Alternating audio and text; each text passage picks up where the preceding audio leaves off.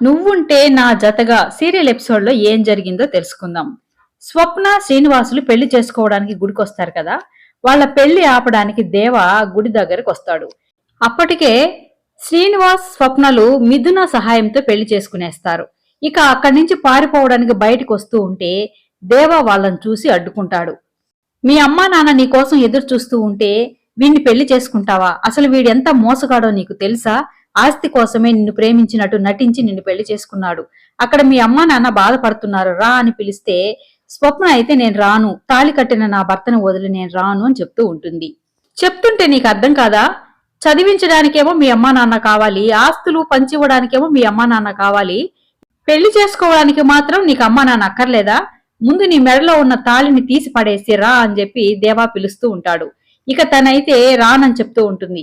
ఇదంతా చూస్తున్న మిథున దేవా దగ్గరకు వచ్చి తను కూడా అడ్డుకుంటుంది. నీకసలు తాళి విలువ తెలుసా? పెళ్లి విలువ తెలుసా? ఒక్కసారి మెడలో తాళి పడితే జీవితాంతం వాళ్ల బంధం బలపడుతుంది అని చెప్తూ ఉంటుంది. అయినా వాళ్ళిద్దరూ ప్రేమించుకుని ఇష్టపడి పెళ్లి చేసుకున్నారు. మధ్యలో ఆపడానికి నువ్వెవడరా? నువ్వేమన్నా అన్నవా, తమ్ముడివా, బాబాయివా? నీకేంట్రా సంబంధం? మర్యాదగా ఇక్కడి నుంచి వెళ్లిపో అని మిథున చెప్తూ ఉంటుంది. ఇక కోపంగా ఉన్న దేవా అయితే, అయినా ఈ పెళ్లి ఆపడానికి నీకు మాత్రం ఏం సంబంధం ఉంది? నువ్వెవరివి? నువ్వేమన్నా అక్కవా, చెల్లివా, లేక పెద్దమ్మవా? నీకేంటి సంబంధం? అడు తప్పుకో అని అంటూ ఉంటాడు. ఇక దేవ మిథునని పక్కకు తోసి స్వప్న మెడలో ఉన్న తాళిని లాగేయబోతూ ఉంటాడు. స్వప్న వద్దు వద్దని గింజుకుంటూ ఉంటుంది. తర్వాత మిథున దేవ చెంప మీద ఒక దెబ్బ కొట్టి తనని తిడుతూ ఉంటుంది. చెప్తుంటే నీకు అర్థం కాదా? ఆడపిల్ల మెడలో ఒక్కసారి తాళి పడిందంటే వాళ్ల బంధం బలపడుతుంది. వాళ్ళని విడదీయడం ఎవరి తరమో కాదు. అయినా నీలాంటి వాడికి చెప్పిన అర్థం కాదులే, నిన్ను చూస్తుంటేనే తెలుస్తుంది అని తను తిడుతూ ఉంటుంది.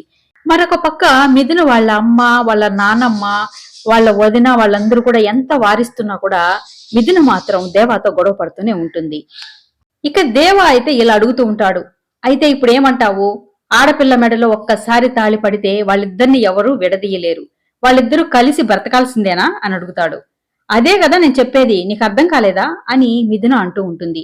ఇక దేవ అయితే రా అని మిథున చేయి పట్టుకుని గబగబా లాక్కొని వెళ్తూ ఉంటే వాళ్ళ వెనకాలే వాళ్ళమ్మ వాళ్ళందరూ కూడా మిథున నరుస్తూ వస్తూ ఉంటారు. మరొక పక్క గుడిలో శివపార్వతుల కళ్యాణం జరుగుతూ ఉంటుంది. దేవ నేరుగా కళ్యాణం జరిగే చోటికి మిథునుని లాక్కుని వస్తూ ఉంటాడు. శివపార్వతుల కళ్యాణంలో అప్పుడే పూజారి తాళిబొట్టుని అందరికి చూపిస్తూ ఉంటాడు. ఇక అప్పుడే వచ్చిన దేవ ఆ తాళిబొట్టును తీసుకుని మిథున మెడలో కట్టేస్తాడు. శివపార్వతుల కళ్యాణానికి పెట్టిన ముహూర్తానికే దేవ మిథున మెడలో తాళి కట్టేస్తాడు.